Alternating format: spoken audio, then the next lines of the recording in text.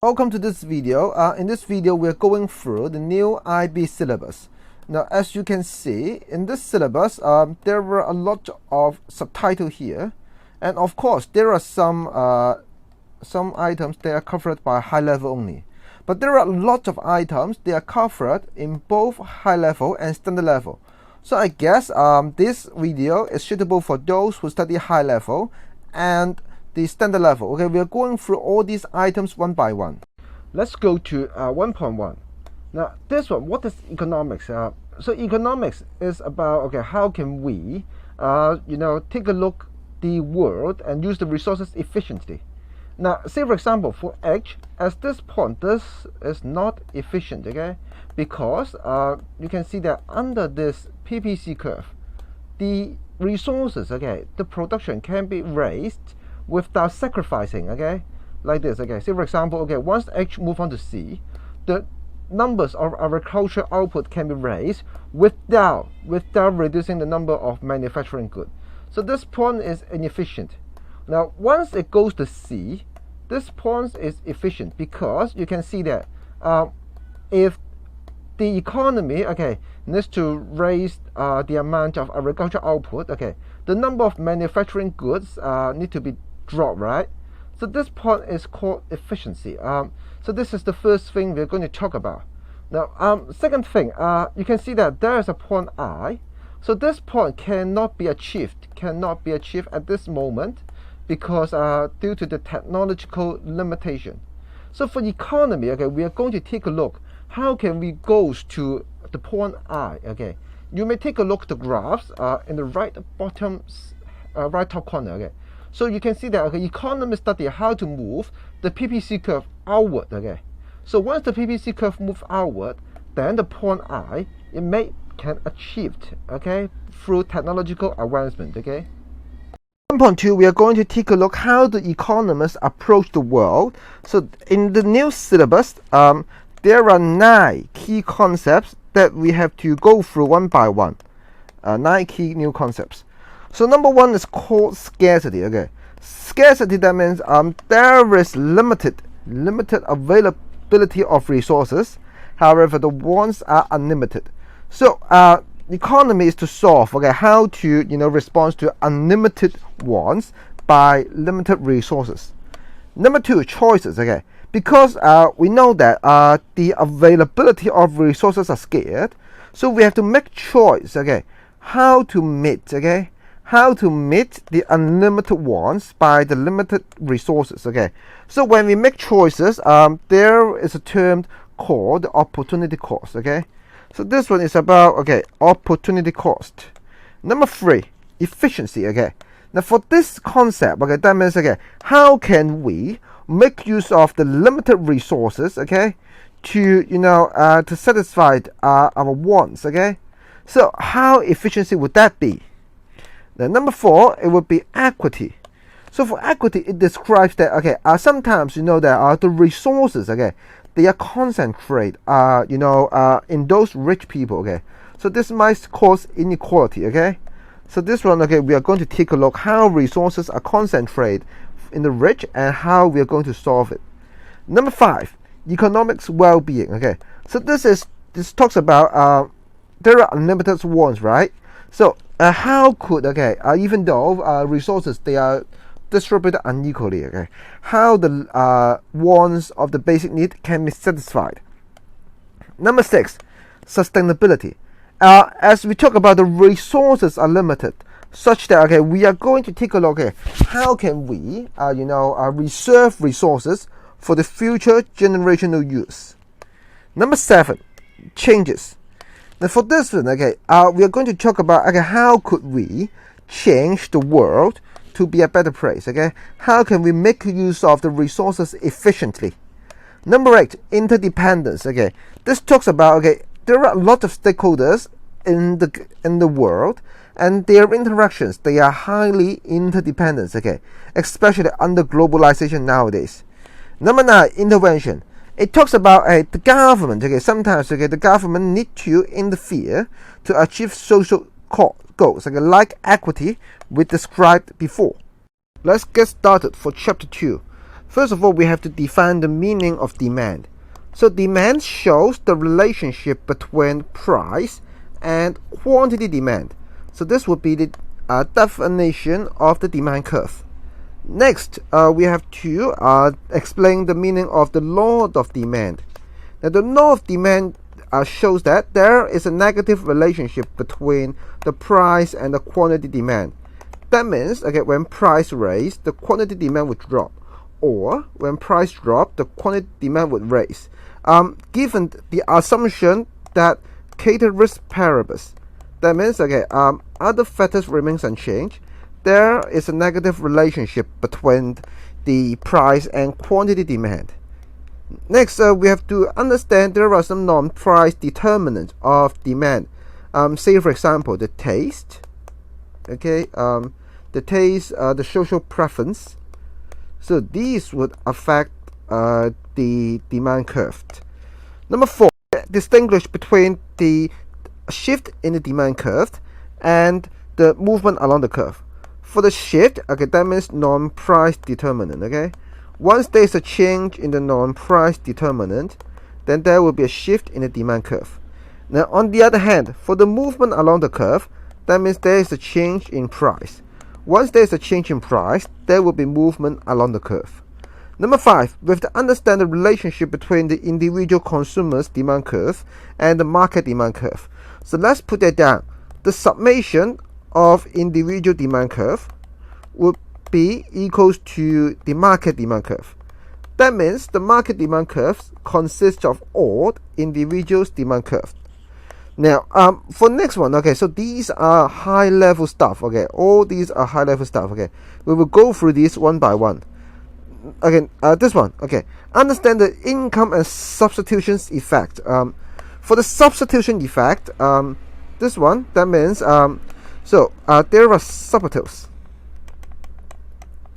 Okay, substitutes. Okay, once there's a price changes, then people will look for substitutes.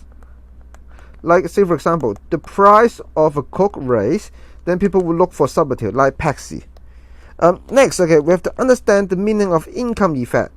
That means, okay, once the income increase, then the demand for superior good or normal good will raise. On the other hand, once the income increased, then the demand for inferior goods, okay, say for example, some bad quality food, okay, would drop. So for the income effect, remember that when income increase, okay, the demand for superior and normal goods increase, while the demand for inferior goods drops. There are other high-level stuff. Say for example, we have to explain the concept of rational consumer choice. Okay, that means the choices, they are not going to be affected by other irrational stuff. Okay, like emotional. Okay, emotion. Okay, sometimes, okay, people buy stuff because of emotional impulsive behavior. In 2.2, there are a few things we have to learn. First of all, of course, it's about the law of supply. It talks about when price increases, not supply, okay, the quantity supply would increase. So this is the law of supply. Now I would say, number 2, have to distinguish between a shift in the supply curve and the movement along it. Okay, for the shift in the supply curve, that means it is caused by non-price factor. Now, for example, technology. Now, when technology advances, of course, suppliers can supply more. On the other hand, for the movement along the curve, that means, okay, when the price increase, the quantity supplied will increase. The supply curve will not shift, okay, but there is a movement along the curve. Next, okay, we have to understand the relationship between individual supplies curve and market supply. So that means the summation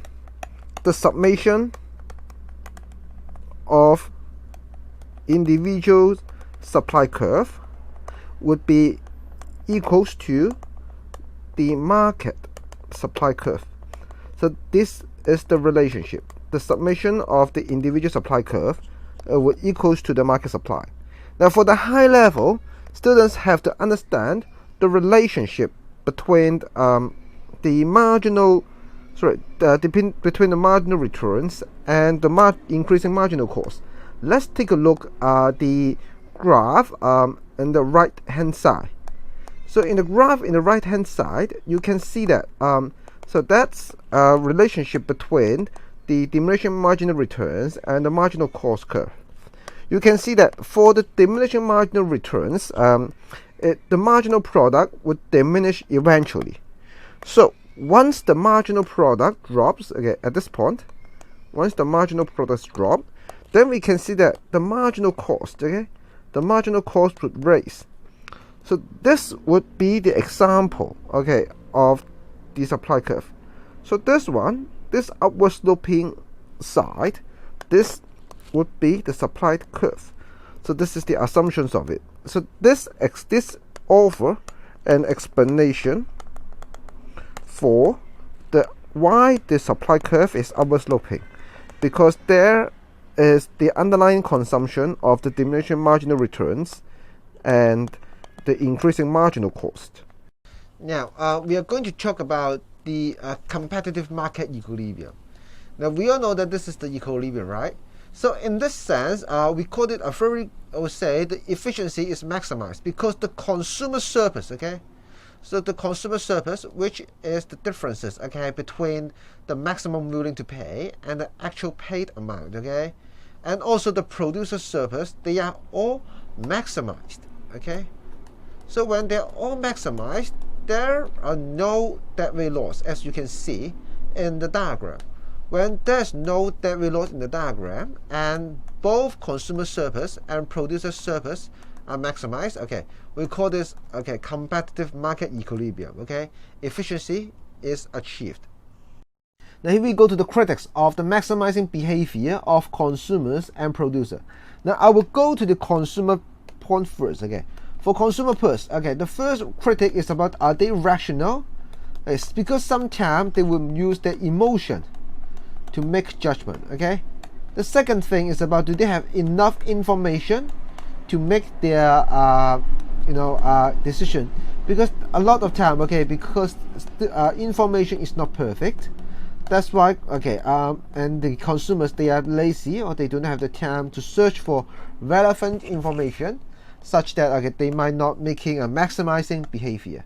Now for the producers, I have made use of these two diagrams to show you, okay.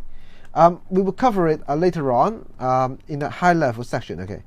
In a perfect competition, you can see that the gain is maximized. There is no deadweight loss.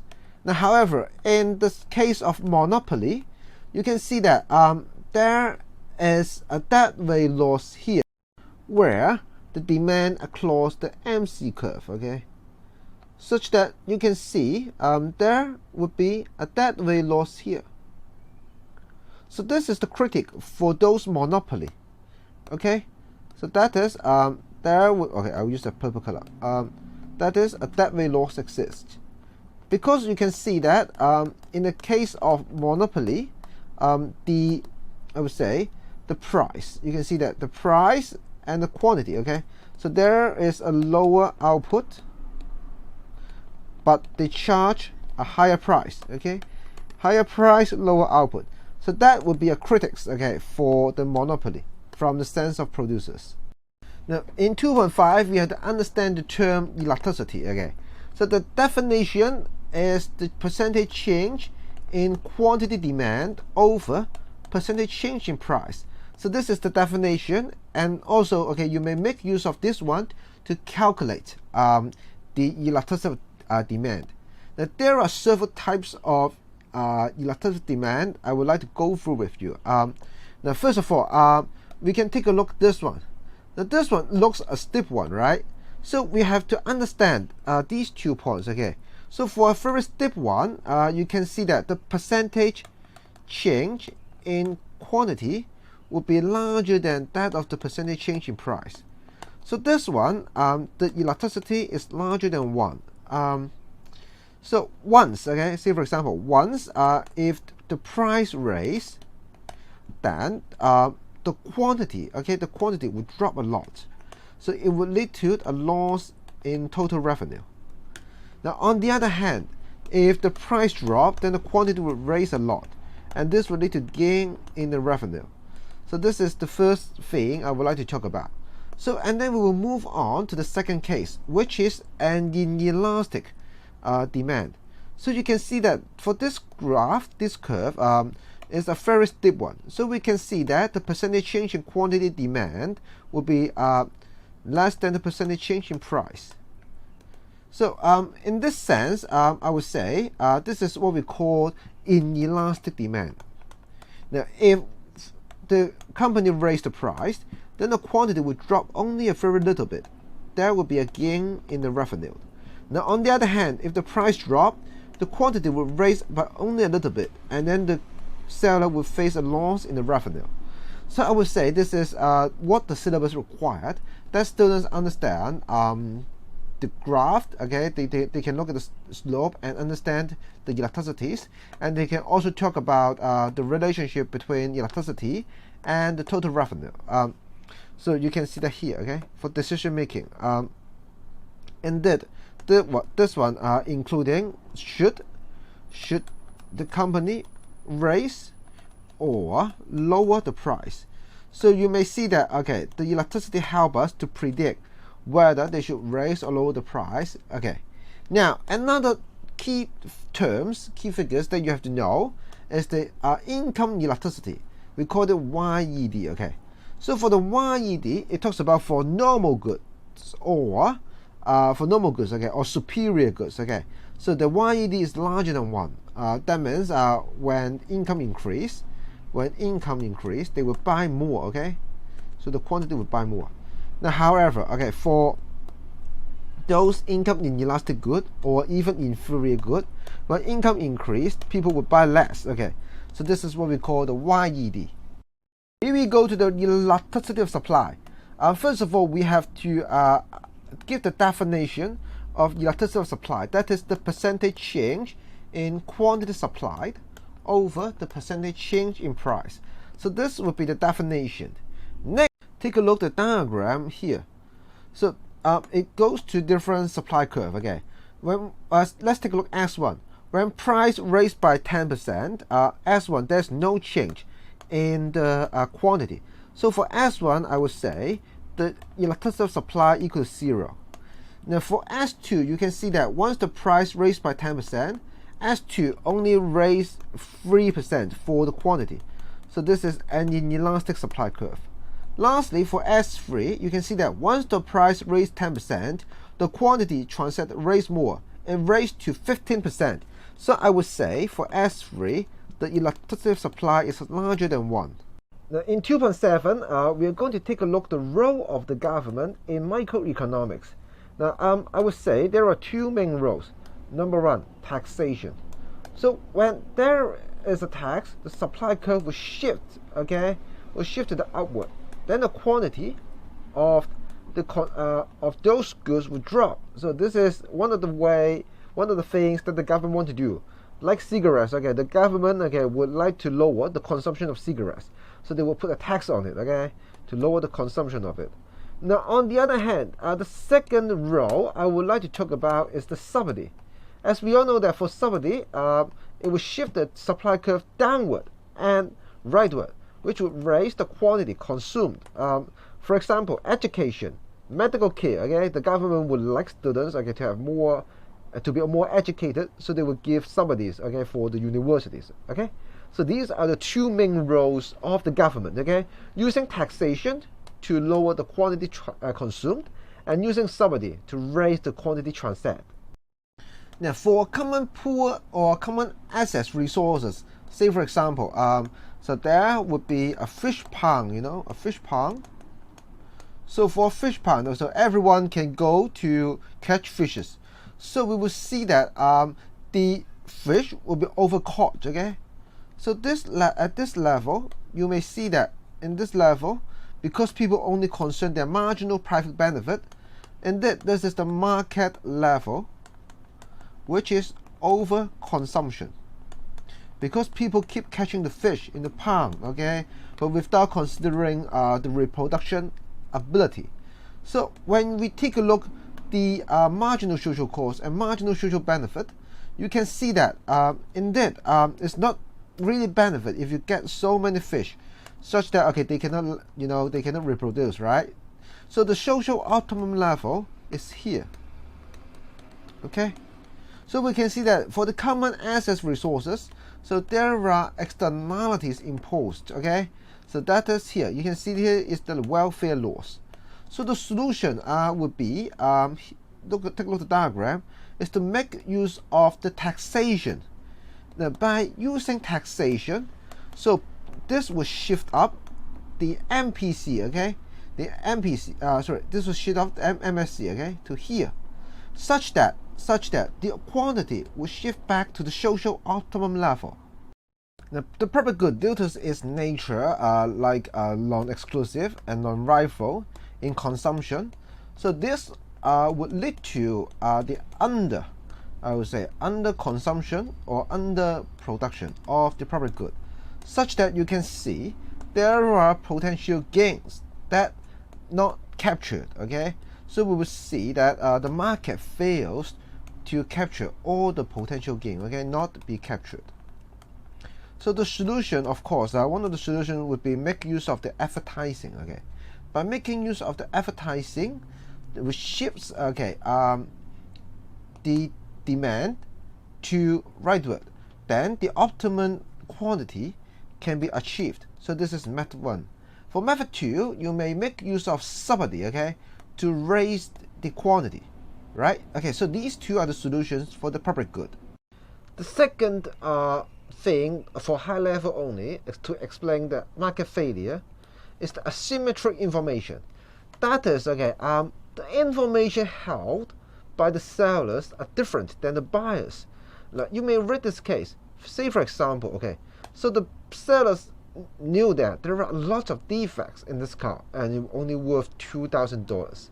However, the buyers may not know such defects, and he or she will offer $3,000. Okay, so you can see that this is what we call asymmetric information. The market fails to reflect the value because the seller owns more knowledge than the buyers. Again, 2.11 is for high level only. As you can see that there are different markets. So for perfect competition, of course, the competition will be perfect. However, for monopoly, you can see that there's no competition, and this would lead to market failure. Let's take a look at a diagram comparing between the perfect competition here and the monopoly here. Now you can see that for perfect competition, of course, both consumer surplus and producer surplus can be maximized. Okay, these can be maximized. But however, in the diagram on the right hand side, they cannot be maximized. Okay, cannot be maximized because you can see that for the monopoly, the output level is smaller. Can you see that? So they will charge a higher price and lower level of output in the case of monopoly. So this cause the deadweight loss exists. Okay, so when deadweight loss exists, we call this market failure. Okay, we call this market failure. That means the market failed to achieve the quantity that would be efficiency. Here we go to the last section in Unit 2. It's about the market's inability to achieve equity. Now, as you can see, this is the circular flow we have learned before. But there's one thing that hinders the achievement of inequality.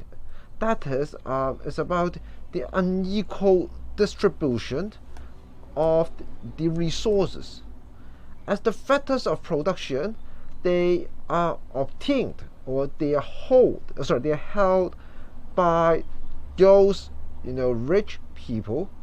So therefore, think about it. A lot of people, okay, especially those without special skills and education, okay, they would receive wages so low. So this would be the, I would say, this would be the problem. So we can see that the market's inability to achieve equity lies on the resources owned. Okay, they would say owned by small amount of people. So this would be the end of chapter 2. Welcome to unit 3. Now in this unit we are going to talk about GDP. Okay, it is one of the ways to measure economic activities. So the full name of GDP is called the gross domestic products. It consists of different components, including private consumption expenditure C, investment expenditure I, government expenditure G, export expenditure X, and minus import expenditure. Now, I would say this is one of the ways to measure the economic activities. But the problem is, okay, it is accurate. Okay, there are a lot of things that GDP might omit. So we will have a better measurement called the gross national income. So the gross national income would take care of other factors that GDP might not take into measure. Say, for example, the factors income from abroad. So I think the factor income from abroad, like the income you make outside the country, okay, should be taken to measure the economic activities, right? So GNI would be a much better measurement than GDP. But still, there are a lot of things that GDP or GNI omit. Or let me put it this way: there are a lot of limitations. For example, the amount of leisure is not measured in both calculations. Also, the level of pollution is not measured. So I would say there are a lot of limitations in using GDP and GNI to compare the economic activities. Next, okay, we are going to take a look at the business cycle, and we are going to move on to 3.2.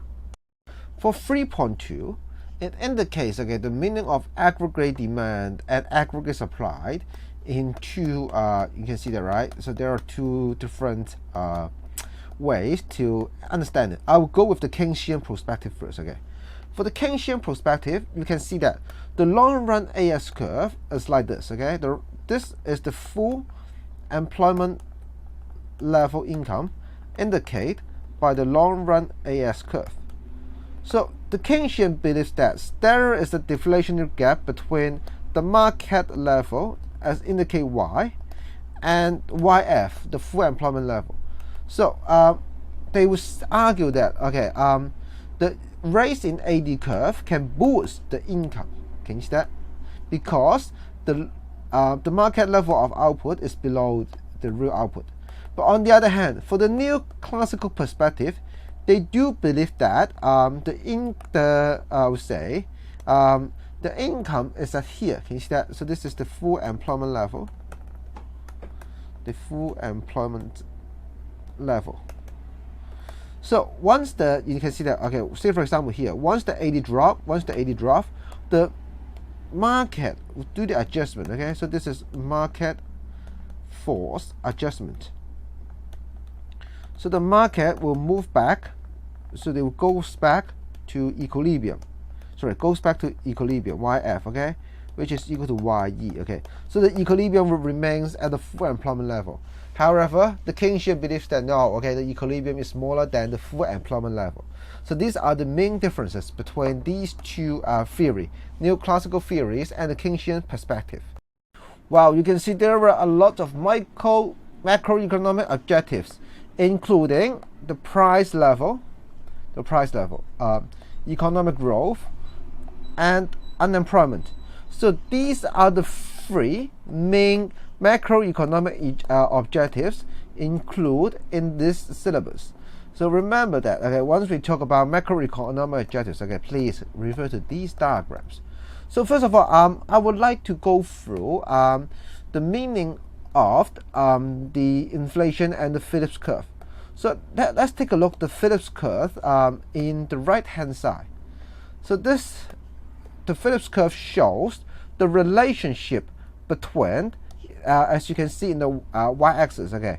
So the Phillips curve will show the relationship between inflation, that means the price level changes, and the unemployment. Can you see that? Inflation and unemployment. So this is what the Phillips curve is used to show. Now you can see that these curved line, we call the short run Phillips curve. I will highlight it in purple color. So these will be called the short run. Okay. So you can see that the point will not be like this. Okay, once the price level is raised,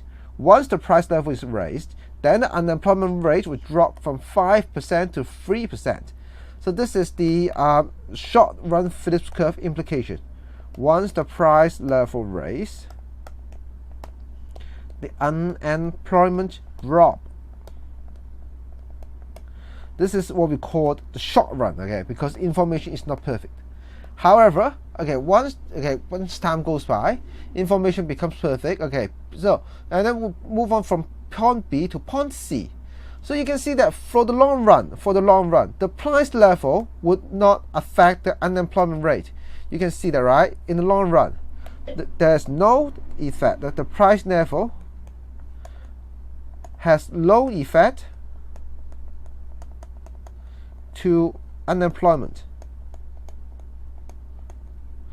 So this is what we call short run and long run Phillips curve. Next, we are going to move on to another, macroeconomics objective. Okay, we call it economic growth. Now, you can see that this one is a diagram showing different business cycle. So I will start with A. So you can see that A is a kind of recovery. So that is the economy, is growing up, right? So A stands for recovery. So once it reaches the peak, so it's at point D. After the peak, it will go through the recession. At point C, okay, in point D, okay, in point D, when it goes to the middle, we call it trough, okay? So this is what we call the business cycle. But still, you can see that, okay, even though the business cycle like this, for the long run, in the long-term trend, it grows, okay? So you can see that from A, B, B, E, C, it's a kind of short-term fluctuation. I will put it in the right-hand side, short-term fluctuation, F-L-U-C-T-A-T-I-O-N-S. But however, okay, for the long run, as indicated in the purple color, it raised. The purple color reflects what we call the economic growth in the syllabus. This is called the economic growth. In 3.4, we have to understand how the inequalities are measured. I would say this is the most important part in this syllabus. So there is Lawrence curve, number 1, Gini index, number 2, multidimensional poverty index, number 3. So there are a lot of ways to measure the inequality and poverty. So I would like you to take a look at the diagram in the right hand side. So this is the Lawrence curve and income distribution. Okay, I will use it as an example to illustrate how income inequality are shown in this diagram. But first of all, I would like to make use of the purple color to show you this is the absolute, the purple color, okay, in the right hand side. So this is the perfect income inequality. Now on the other hand, it's not shown in the diagram here. So for this one, this is the absolute, okay, for the green one, okay, it's not shown in the diagram. Please, okay, put some note here. It is called absolute inequality. Absolute. That means the wealth is concentrated on the rich, but not the poor. So, okay, then we will understand the curve within the absolute equality and the absolute inequality. So the nearer the curve, when it's nearer the purple one, so as equality. Can you see that? If before redistribution is near the green one, right? Before the distribution. Once the curve shift inner to the purple one, we will call this increased income inequality. So this is how the Lawrence curve shows inequality. The first demand management policy I would like to introduce is called the monetary policy. So the rationale is to use of the interest rate, okay? By lowering the interest rate, this would reduce the cost of borrowing, and it would boost both C and I, okay, consumption and investment. So this is the rationale, okay. I'll drop, okay, and C and I can be boosted. So this is the first way, number one, to do it. Number two, here. So also, okay, number two is to increase the money supply, and the interest rate will be lowered too. So number two will be like this. So for number two, the money supply, increase in money supplied, and the interest rate drop. So what's next? And you have to go back to the rationale here. Here. Like here, can you see that? Here, okay. So you go back to the rationale here, okay? So then this is another way to do it. Now for the diagram, you may take a look at the right-hand side. So once the AD is boosted, it will shift from shift to the right-hand side. Can you see that? It will shift to the right-hand side. Then the real output will be increased. So this is what we call expansionary monetary policy. Another way to manage the demand is through the fiscal policy. There are two key items in fiscal policy. That is taxation, number one, taxation, T, and number two, G, okay, government expenditure. So I would say these two are the key elements in fiscal policy. So so how could the government manage the economy? Like T, they can lower the T, okay, lower taxation, or increase the spending. Then, okay, in this sense, the aggregate demand curve, okay, once you lower the T or raise the G, this will boost the aggregate demand and the real output. So this is the rationale of the fiscal policy. So we may take a look at the diagram in the right-hand side. So once the AD is boosted by lower the taxation or raising the government expenditure, the AD curve will shift to the right-hand side. Given the upward sloping short-run aggregate supply curve, the real output can be raised. So this is an example of expansionary fiscal policy. We are moving on to the last section for Unit 3. So supply-side policy, that means shifting the long-run aggregate supply from the left to the right. So there are a lot of supply-side policy, like number one, education. Number two, healthcare. Number three, I would say maybe investment, okay, in the productivity tools, okay, like infrastructure, okay. So there are a lot, okay, supply-side policies, okay. Remember that this is for boosting the long-run aggregate supply from the left to the right. Welcome, okay, we are moving on to Unit 4, we call the global economy. The first thing we have to understand are the differences between absolute advantages and comparative advantages. Now for absolute advantages, it means for the output per resources. This is very important. For the output per resources, okay, which country would have a higher ability to produce output per resources, okay. So this is called absolute advantages. So a country can enjoy absolute advantages in a lot, okay, of goods, okay. But on the other hand, so for the comparative advantages, this is what about the country will produce at a lower opportunity cost. So I would say a country cannot have enjoy comparative advantages for all the goods, okay. They cannot do it. Alright, so this is the main differences between absolute advantages and comparative advantages. Next, okay, we have to make use of the PCC to show, to understand the comparative advantages. So let's take a look at the diagram. We will take a look at the angle as this reflect the opportunity cost. So you can see that for this one, the microchip's angle, okay, is much smaller than this one. So I would say for the microchips, so this is called the comparative advantages. Okay. On the other hand, for the cotton, okay, so they do not have the comparative advantages, so they have comparative disadvantages for the microchips. Now, on the other hand, because I would say this is reciprocal.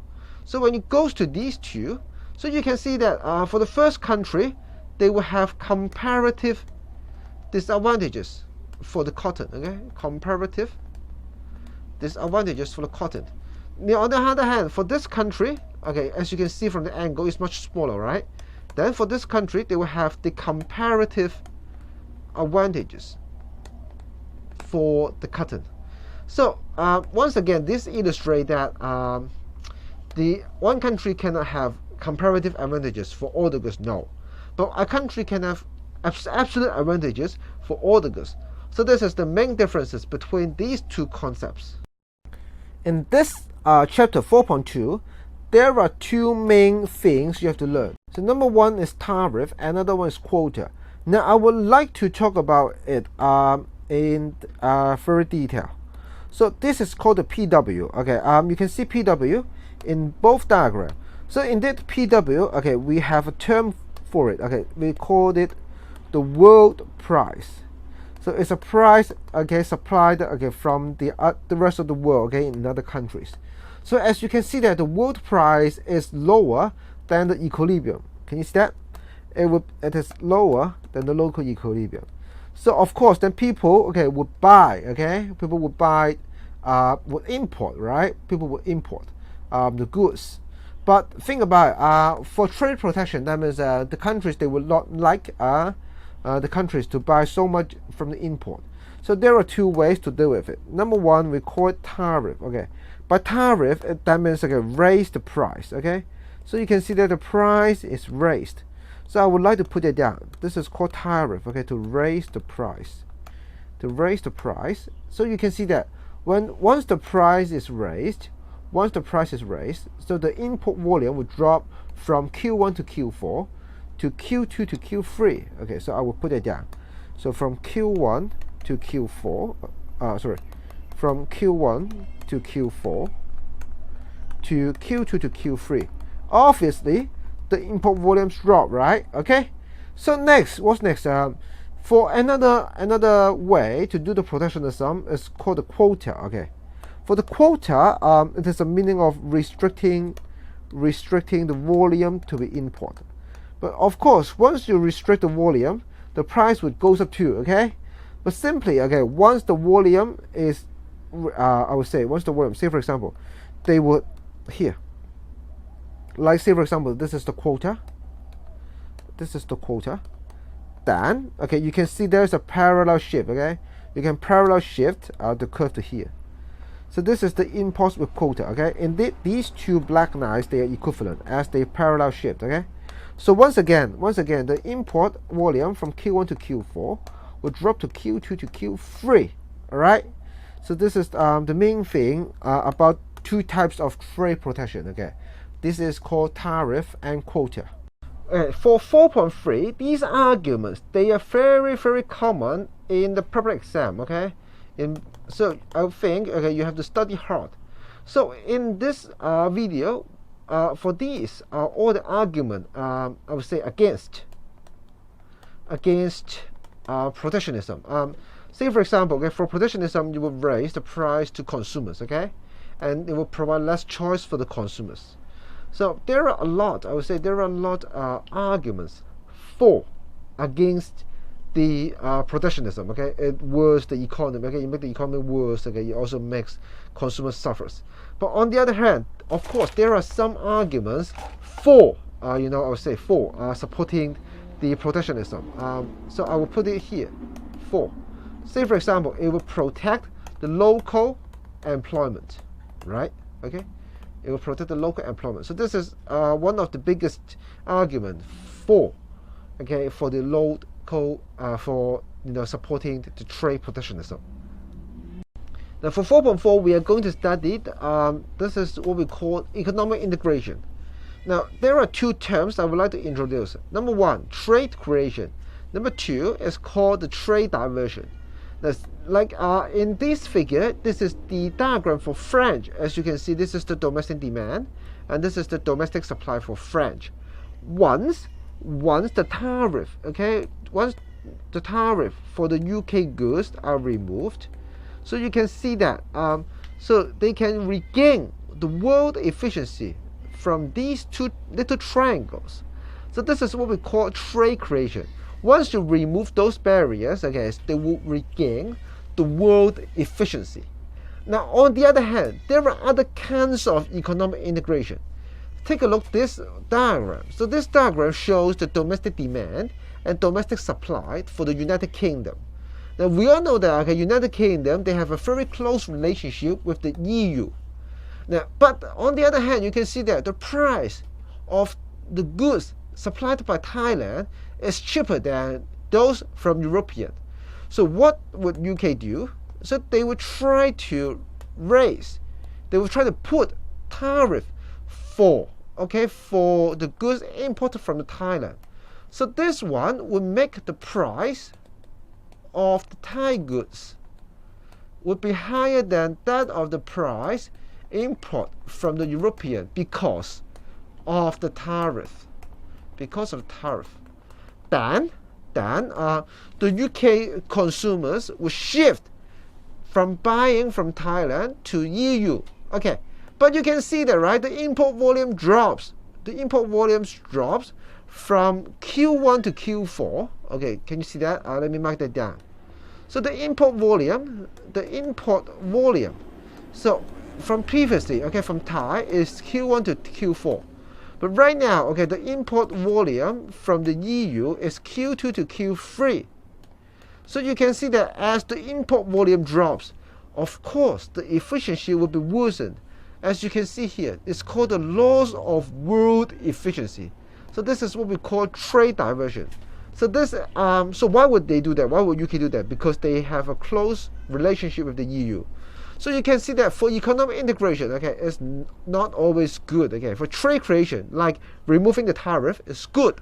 But on the other hand, okay, if this is for maintaining a close relationship with the EU, okay, then no, okay, this is called trade diversion, and the countries will suffer from loss of world efficiency.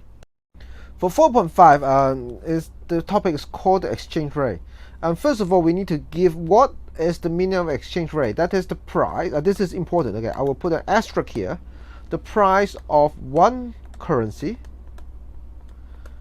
in terms of another currency. So this is what we call exchange rate. Next, we have to give example of the meaning of fixed exchange rate.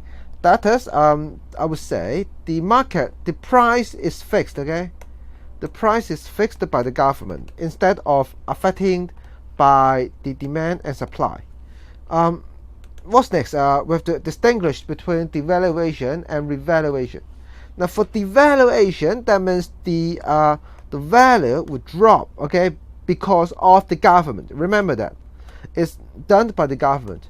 On the other hand, the value of the currency will raise in revaluation. So this is also set by the government. Okay, so remember that for devaluation and revaluation, it's not by the market force. Okay, but the government. Number 4, okay, we have to understand the meaning of the floating exchange rate. Now, for this floating exchange rate, okay, that means the market force are involved, like the demand and supply. Now, this term, okay, we will call the depreciation and appreciation. Now, remember that for value drop, okay, for fixed exchange rate, we will call devaluation. But when we call depreciation, we simply refer that this one is from the floating exchange rate. Okay, so this is from the floating exchange rate. Now, I would like to move on. There are other things we have to learn in this chapter. That is, we have to learn how to draw the diagram. Now, as you can see in the right hand side, so I've put some diagrams here. So I would like to go through these diagrams with you. So the first one, this diagram shows this is how shifting the currency demand curve. Okay, so you can see that I will start with A. This is from the equilibrium. Okay, so there are 4 in demand. Okay, So when there is a fall in demand for the exports, then demand will drop. Okay. On the other hand, when the central bank, okay, buys assets, okay, assets, the BOPs, those will increase the demand. So you can see that this is one of the example to maintain the fixed exchange rate. Okay. So that is, okay, the central bank. So this is representing the government to do the maintaining the exchange rate at $2. Now on the other hand, you can see here, so when the number one, when there's a fall in demand, so what can the government do? So the government can shift the currency supply curve to the left by reducing the imports. Okay, so this is another way to maintain the exchange rate. So I would say these diagrams, they are very important because this is what is needed in your syllabus about how to manage the exchange rate and how the government interfere. So these are the examples and the diagram. So for Unit 4, the 4.6 balance of payment. So I would say, first of all, you have to understand the meaning of balance of payment account. So that is it composed of the current account plus the capital account. Next, there are 4 items in the current account, including number 1, visible trade. Number 2, invisible trade for like goods and services. Number 3, net transfer. Number 4, net transfer, there is no production involved. Number 4, net income. So for this one, there are production involved in the producing goods and services. Next, you have to understand the meaning of capital account and what are the elements making up capital accounts. Say for example, I would say investment, right? Investment is one of the thing that makes up the capital account. This is not, I would say, for the current account, it will be much more important for candidate to study. For the capital account, okay, you may just put a little time for it. Okay, it's not really important. Next, we have to understand the balance of payment equal to the current account plus capital account. This is not really difficult, right? The next, we have to understand how the imbalance of the current account might have effect of the exchange rate of the countries and how to deal with it. So I would say this one is quite important. So I would like to introduce a concept called the J curve. Okay, this is the concept called the J curve. So you can see that when a country suffer from deficit, okay, when a country suffer from deficit, okay, so they might make use of a way we call depreciation in value, okay, in currency. So to boost their export, okay. So when time goes by, okay, people will find it useful. Okay, people will find, okay, these countries' goods or services is much cheaper. Okay, then this will improve the current account balance. So this is called the J curve model. Okay, so so this is very important for students to understand the meaning of J curve model. Let me go into specific. Okay, so usually, okay, starting from X to Y. The people, they don't have time. Okay, they don't have time to know there is an alternative of goods and services which is much cheaper. Okay, so when time goes by, so people will learn. Okay, people learn that there is a much cheaper alternative. Then the current account can be improved by boosting the export. Okay, so this condition, okay, we will call it the Marshall linear condition. That is when the elasticity, okay, so this one, okay, is the Marshall linear condition. When the elasticity of the export and imports are high enough, okay, so that is high elasticities. So this is very important, okay, when the elasticity becomes high, because people, okay, do find, okay, substitutes, okay, for this goods and services, they become much cheaper. Okay, so when the current accounts improve, okay, that is the Marshall linear condition is met. So before we move on, I would like to talk about 2 important concepts. It's called expenditure switching, and reducing. These policies, they are to deal with the current account situation. Now, first of all, I would like to introduce the term expenditure switching. Okay, that is a policy to implement to switch the domestic customers away from the imports. So that is for this one, the import expenditure would drop, and on the other hand, they would towards the domestic producing goods. That is to raise the domestic consumption expenditure. So there are a lot of ways to do it. First one, of course, to do the depreciation. Then the price of import will become much more expensive, such that people won't buy more imported goods. Okay. So next, there are some protection measures we have mentioned before. Okay. So this is called expenditure switching.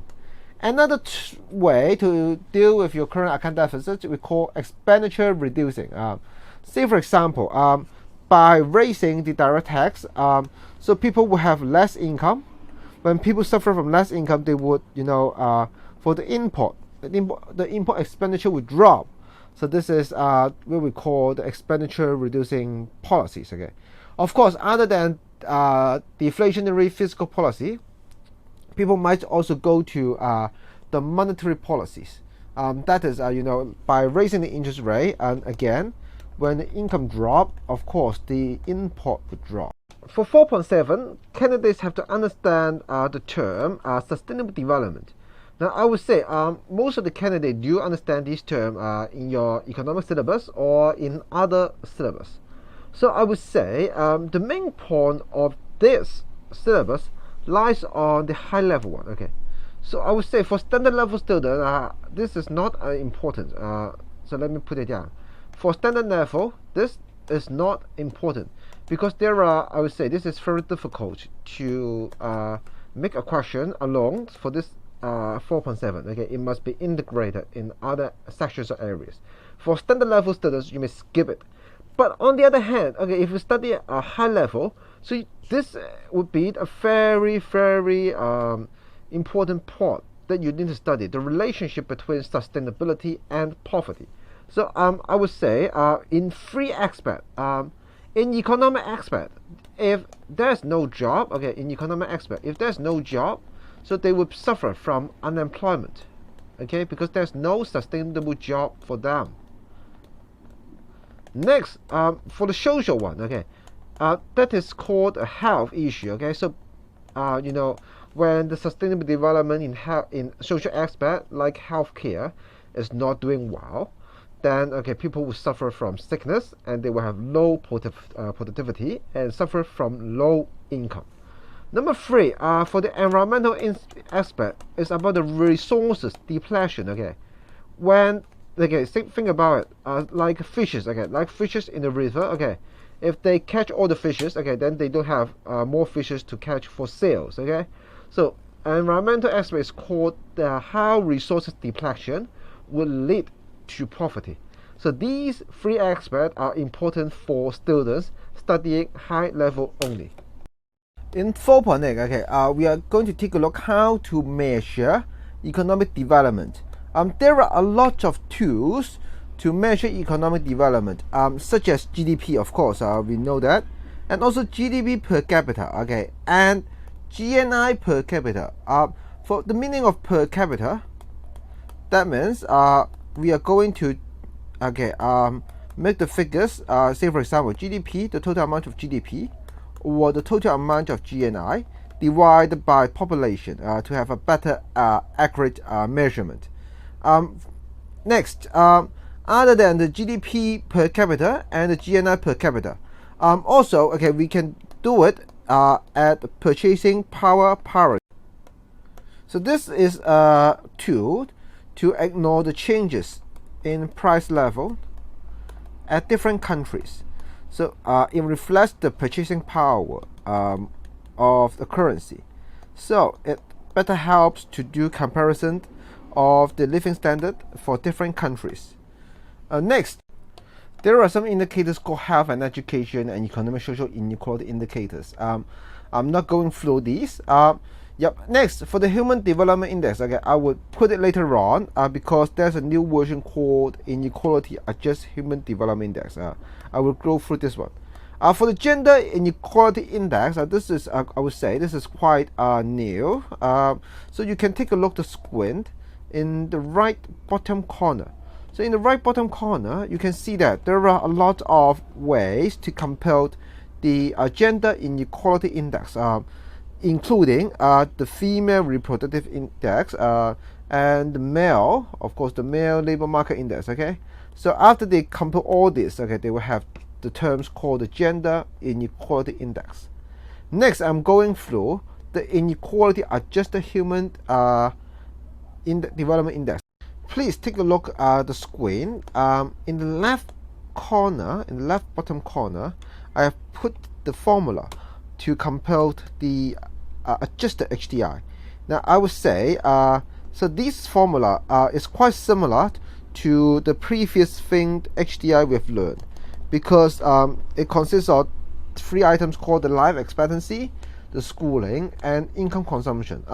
So these are, okay, we are familiar with these, okay, in HDI.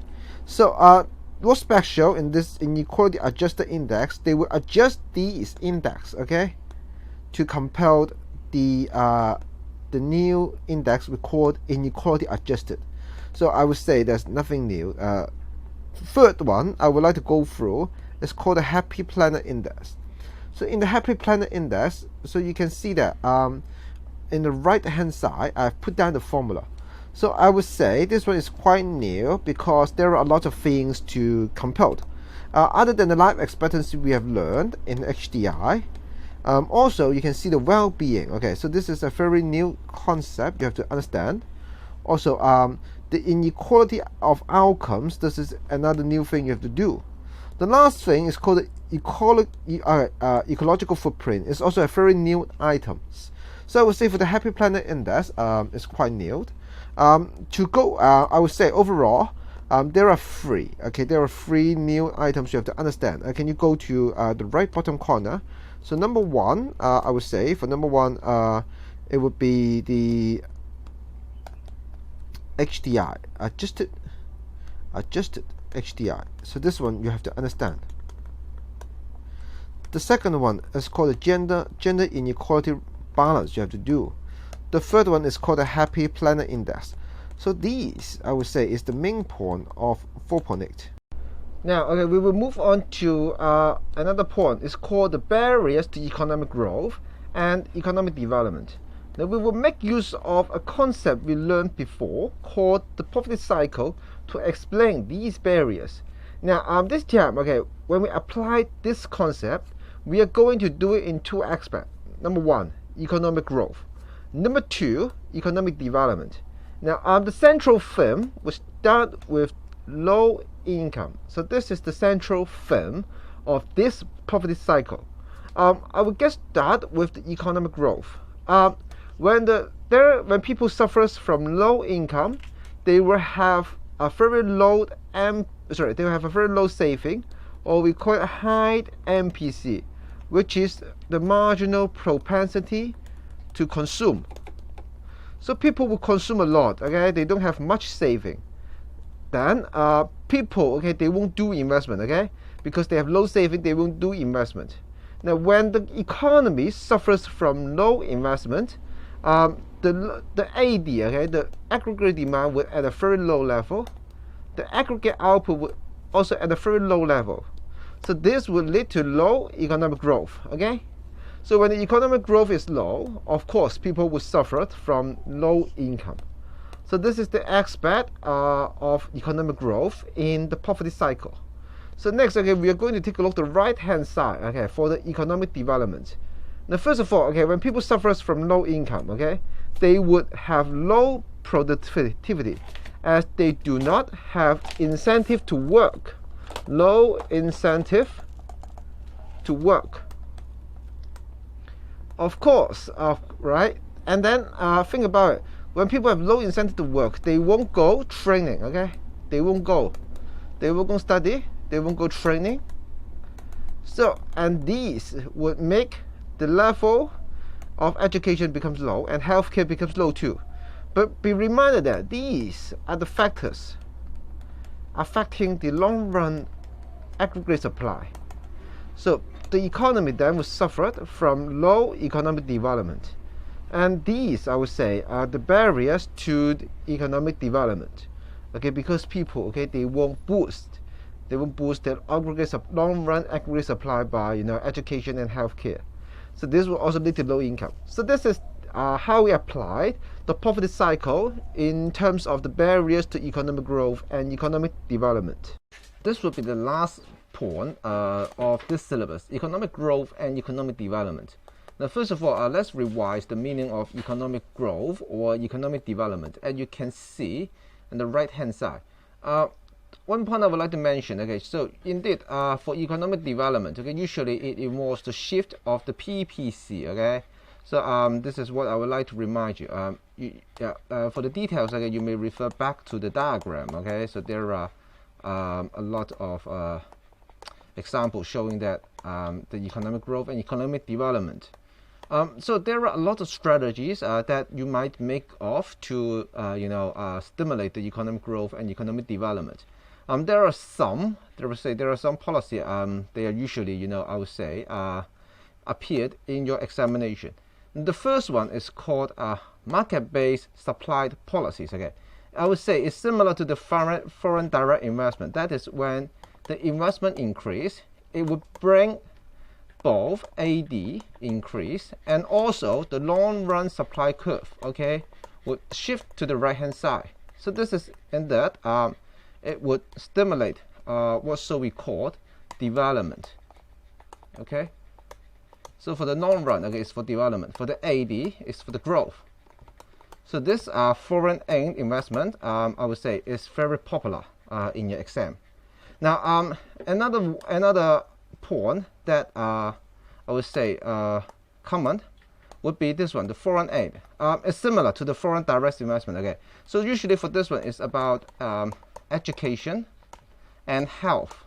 Of course, this would boost the consumption. Okay, consumption expenditure, which is the growth.